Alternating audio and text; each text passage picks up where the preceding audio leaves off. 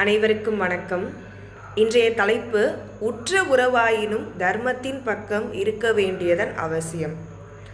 இந்த தலைப்புக்கு ஏற்ற மாதிரி ராமாயணத்தில் வர்ற சிறு சிறு கருத்துக்களை பற்றி தான் நம்ம இன்னைக்கு பார்க்க போகிறோம். சீதா தேவியை ராமர் திருமணம் பண்ணுறப்ப சீதா கிட்ட சொல்கிறாராம், இரு மாந்தரை என் சிந்தையாலும் தொடேன் அப்படின்னு சொல்கிறாராம்.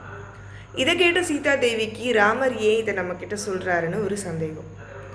நாரத முனிவர் வால்மீகி முனிவற்றை கேட்குறாராம், இந்த உலகத்தில் உத்தமன்னு யாருமே இல்லையா அப்படின்னு. அதுக்கு வால்மீகி முனிவர், ஏன் இல்லை, உத்தம புருஷோத்தமனான ராமன் இருக்காரு அப்படின்னு சொல்கிறாராம். கோசல நாட்டில் ராமர் பிறந்த புண்ணிய பூமியில் யாருமே தவறு செய்கிறதில்லை. ஒரு மனுஷன் தவறு செய்கிறதுக்கான காரணம் என்ன?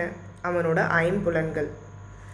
ஒரு மனுஷன் ஐம்புலன்களையும் அடக்கி ஆழ்ந்தா அவனே பேராண்மையுடையவனாக இருக்கான். இதை கம்பர் மிக அழகாக சொல்லியிருக்காரு, கண்ணே தவறு செய்யாதான் அப்படின்னு சொல்லியிருக்காரு. எப்படி? ஐம்புலன்களில் 4 புலன்கள் நின்று பற்றும், கண் மட்டுமே சென்று பற்றும். அதாவது 4 புலன்களான மெய், வாய், காது, மூக்கு, இந்த 4 புலன்களும் நீங்கள் யோசிச்சு பாருங்களேன். இப்போது உதாரணத்துக்கு காது அப்படிங்கிறது நம்ம ஏதாவது ஒரு தவறான விஷயத்தை போய் கேட்டால் தான் நம்ம காதில் அது கேட்கும். நம்ம கண் அப்படி கிடையாது.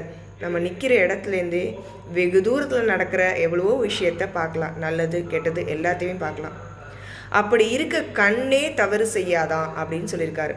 ஆனால் ராமர் இந்த இடத்துல இன்னும் ஒரு படி மேலே போய் சிந்தையாலும் தொடேன் அப்படின்னு சொல்லியிருக்காரு. சிந்தை, தன்னோட நினைவால் கூட எந்த ஒரு பொண்ணையும் நினச்சி பார்க்க மாட்டேன் அப்படின்னு சொல்லியிருக்காரு.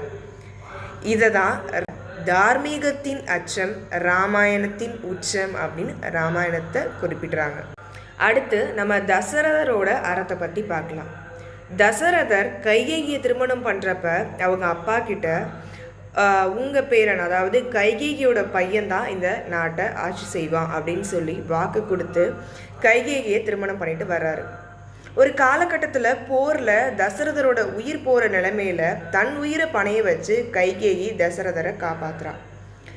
இந்த காரணத்துக்காக கைகேயிக்கு தசரதர் வரம் கொடுத்து தன் உயிரை காட்டிலும் அந்த வரத்தை காப்பாற்றுற அறம்தான் முக்கியம் அப்படின்னு சொல்லி அறத்தின் வழி நிற்கிறார். அடுத்து கோசலை சுமித்ரையோட அறத்தை பற்றி பார்க்கலாம். எந்த ஒரு தாய்மார்களுக்கும் தன்னோட பிள்ளைங்க தான் உயர்ந்த இடத்துல இருக்கணும் அப்படிங்கிற ஒரு எண்ணம் இருக்கும். ஆனால் கோசலை இந்த இடத்துல தன் கணவர் சொன்ன வாக்குக்காக அறத்தின் பக்கம் நிற்கிறாங்க. அடுத்து சுமித்ரைக்கு கணவர் சொன்னதில் சிறு சிறு வருத்தங்கள், சிறு சிறு கவலைகள் இருந்தாலும் தன்னோட பையன் லக்ஷ்மணன் ஆசைப்பட்டான், காட்டுக்கு போகணும் அப்படின்னு ஆசைப்பட்டான் அப்படிங்கிறதுக்காக ஒரு சிறந்த தாயாக அந்த இடத்துல அறத்தின் வழி நிற்கிறாங்க. அது மட்டும் இல்லாமல் தன்னோட கணவர் சொல் பேச்சும் சரியாக இருக்கும் அப்படின்னு நினச்சி அறத்தின் வழி நிற்கிறாங்க. அடுத்து லக்ஷ்மணனோட அறத்தை பற்றி பார்க்கலாம். விஸ்வாமித்ரர் ராம லக்ஷ்மணனுக்கு கற்றுக் கொடுத்த மந்திரம் தான் பலா அதிபலா. இது கிடைத்தற்கரிய மகா பொக்கிஷமான மற்றும் சிறப்பு வாய்ந்த மந்திரம் அப்படின்னு சொல்கிறாங்க. இந்த மந்திர சக்தியை வெல்ல எவராலும் முடியாது. அதே போல் இந்த மந்திர சக்தி எல்லாருக்கும் கிடைக்காது அப்படின்னு சொல்கிறாங்க. தர்மத்தின் வழி நின்று ஒரு மகத்தான காரியத்தை சாதிக்கின்றவர்களுக்கு வெற்றியை தரும் மந்திரம் இம்மந்திரம்.